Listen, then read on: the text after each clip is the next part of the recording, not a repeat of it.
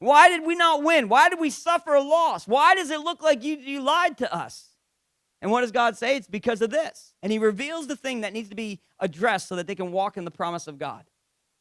That's the way God is. Take him at his word. And that's what he wants us to do. That's called faith. Faith is assurance. Abraham, go leave your land and go to the land I'm going to give you.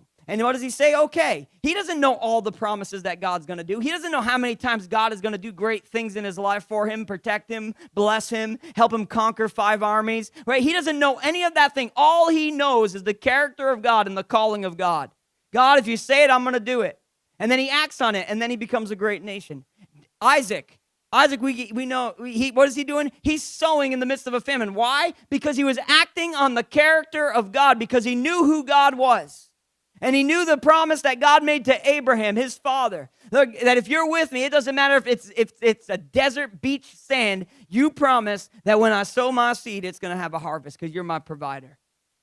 And then the reality, because here's the reality of it, right? Get this. He believed God was Jehovah Jireh. He believed it.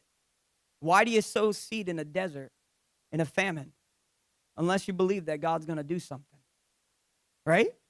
That's the reality of it. We got to know the word of God. We got to know what it speaks over our life, and we got to know who we are, right? We are a chosen people. We are a royal priesthood, right? God has chosen us to do what? To display his goodness to everybody, right? We tell others about the power of the word of God, right? Because the word of God is powerful. In fact, Colossians chapter 1, it says this. It says, verse 6. Let's go right there real fast, okay?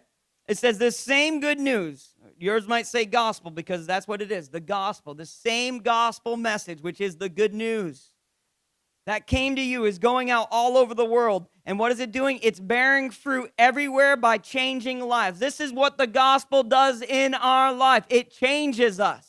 It continues to bear fruit, right? The seed goes out. When we say, confess Jesus Christ as Lord and you will be saved, that's the seed going out. It's received in faith, but now it starts to grow in your life. That's what it does. It starts to grow. There are some things I did not know 10 years ago that I know now because the gospel has taken root in my life, and I've allowed it to transform my mind and my thinking, even about myself, and it had to be that way.